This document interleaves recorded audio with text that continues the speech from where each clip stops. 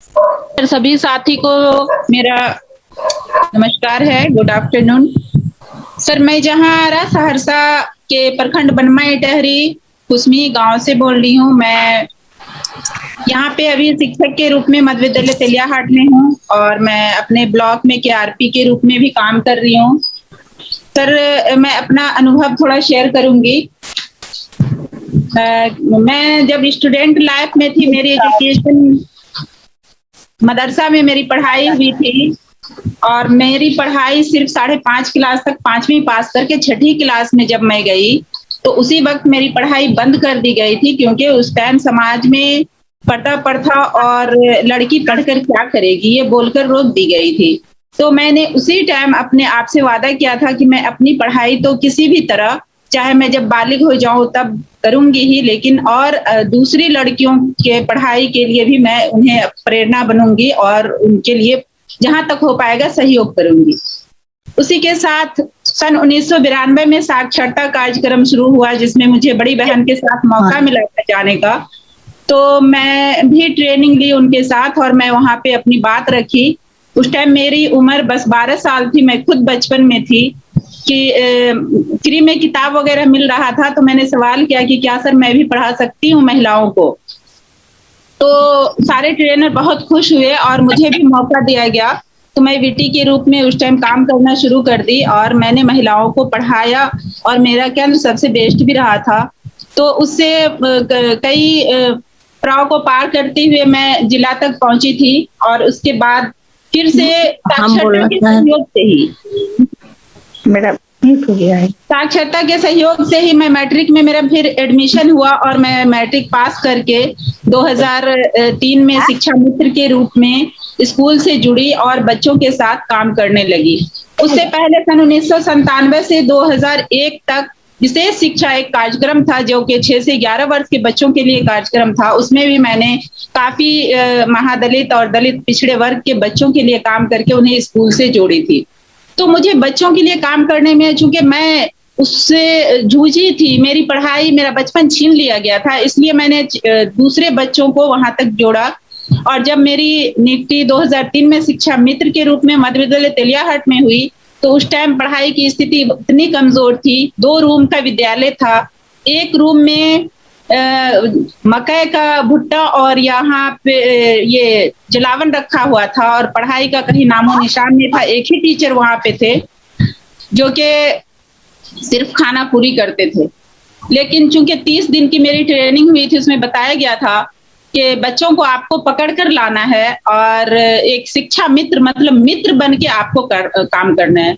तो मैंने उसी सीख को, जो कि एक राजीव सर, अनुज सर मुझे ट्रेनिंग दिए थे, उनके बातों को रखते हुए, और 1500 से मेरी बहाली हुई थी। तो उसमें किसी साथी ने सवाल किया था कि सर 1500 से क्या होगा जो 30,000 वाले हैं। तो बोला गया कि नमक और चीनी में क्या फर्क होता है, तो आप लोग नमक हो। नमक के बगैर जैसे खाना बेस्वाद हो जाता है, उसी तरह से शिक्षा मित्र के बगैर इस समाज में बच्चों का वही हाल होगा जो एक सब्जी में बगैर नमक के बगैर होता है। तो हमने उस बात को दिमाग में नोट किया और घूम घूम कर पूरे पोषक क्षेत्र में बच्चों को, 65 बच्चों को मैंने अपने सिग्नेचर से ही एडमिशन कर दी थी, जिसपे मेरे से सो कॉज किया गया था कि आपने जो एडमिशन करवाया तो क्या आप उनके पेरेंट्स गार्जियन हो।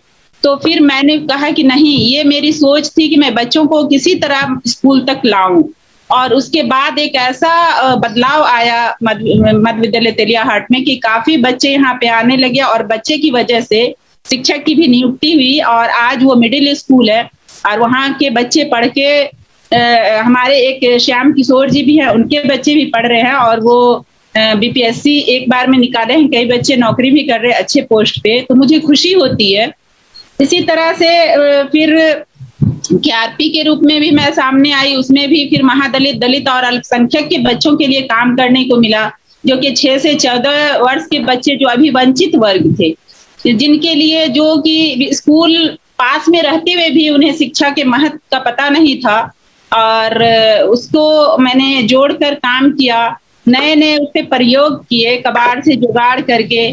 फिर उसी बीच चकधो में एक कार्यक्रम चलाया गया था जिसमें कि हमारे गालिब सर ने ट्रेनिंग दिया और उसको लेकर के एक महादलित पोषक क्षेत्र में जाके परसबन्नी गांव है, जहाँ के जब वहां पे गई तो काफी वहां पे गार्जियन, चूंकि वो गर्मी की छुट्टी में चकधुम कार्यक्रम शुरू हुआ था, तो वहां पे बच्चों को आने नहीं देते थे कि ये लोग टीचर आते हैं और बच्चों का एडमिशन करते हैं और उसके नाम पे पैसा ले लेते हैं पोशाक और बच्चों को देते नहीं है। काफी शिकवा शिकायत हुई, एकदम जद्दोजहद के साथ जब हम लोगों ने कन्विंस किया कि आप लोगों को उसके लिए जागना पड़ेगा, तब भी सारे लोग जगे और फिर वहां पे कम से कम 150 से ज्यादा बच्चे आकर 2 दिन का वो जगधुम कार्यक्रम में काफी उत्साहित होकर उन्होंने भाग लिया और काफी कुछ सीखे। तो इसी तरह नशा मुक्ति कार्यक्रम भी हुआ, बाल विवाह, उस पे भी नशा मुक्ति कार्यक्रम को लेकर के बिहार में जो चलाया गया था, तो हमारे ही पड़ोस में एक अनवर नाम का, जो कि मामा बोलते थे हम लोग, वो घर में बच्चों को पढ़ने जाने नहीं देते थे, घर में मार पीट गाली गलौज करते रहते थे। तो उसमें हम अपने श्याम किशोर जो एसआरजी हैं, उनके सहयोग से बाय फोर्स उनके घर को आग लगने से बचाए और उनका घर आज वो भी काम अच्छे से कर रहे हैं। उनके 3 बच्चे पढ़ रहे हैं, जो कि पटना में रेनबो होम के नाम से जाना जाता। जाहो नाम की उनकी एक बेटी थी, जो कि पढ़ के अभी 10th क्लास में वो पढ़ रही है। 2 बच्चे और उनके बच्चे पढ़े। तो इस तरह से पढ़ाई के क्षेत्र में मेरा हमेशा सोच रहा है कि जिस तरह से मेरा बचपन छीना गया, इस तरह से किसी भी बच्चों का बचपन ना छीना जाए।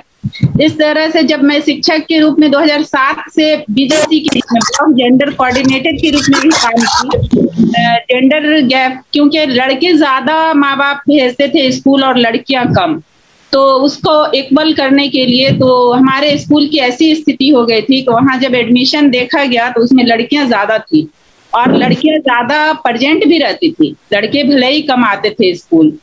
और नए नए खेल खेल में शिक्षा उनको देने में काफी मनोरंजन भी लगता था। तो इस तरह से हमारा स्कूल भी आज बहुत अच्छे, अभी तो कोरोना काल में आज हमें जरूरत है कि नया नया तकनीक करके किस तरह से ऑनलाइन शिक्षा को आगे बढ़ाया जाए। और उसमें हम सभी साथी जो अभी इस आलोक दूत कार्यक्रम के तहत टीचर्स चेंज हजरत मोहानी साइंस फोरम, जो कि गालिब सर के द्वारा किया जा रहा है, उसमें हम भी अनुभव अपना शेयर करते हैं, उनसे कुछ ले करके अपने बच्चों के बीच शेयर करते हैं। हमारे टोला स्वयंसेवक और शिक्षा स्वयंसेवक, जो कि शिक्षा सेवक के रूप में है, हमारे ब्लॉक में 42 हैं, तो उन्हें भी वो शेयर करते हैं और वो अपने बच्चों तक पहुंचाते हैं। सर, इतनी ही बात हमारी थी और आगे फिर शेयर करेंगे। मैं जहां आ रहा बनमाई डहरी से शिक्षक के रूप में। Thank you. शुक्रिया जहां जी, आपने बहुत शिद्दत के साथ अभी तक की यात्रा की है और एक यह विद्यालय देरियाहाट विद्यालय, जहां पर मकई का भुट्टा रखा रहता था, जिस विद्यालय के की कक्षा में जहां पर बच्चों की किलकारियां होनी चाहिए थी,